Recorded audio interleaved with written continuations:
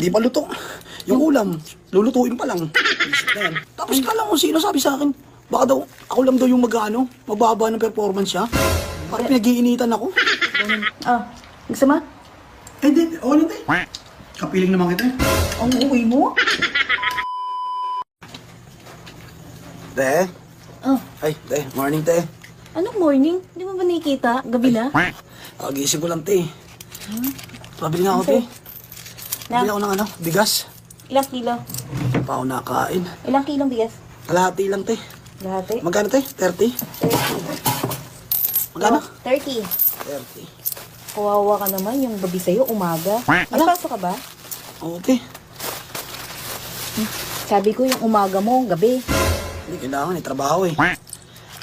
Gutom nga ako, papasok pa ako mamaya eh. Hindi ka pa nakain. Hindi pa, kakagising ko nga lang eh. Inanay kasi naubusan ng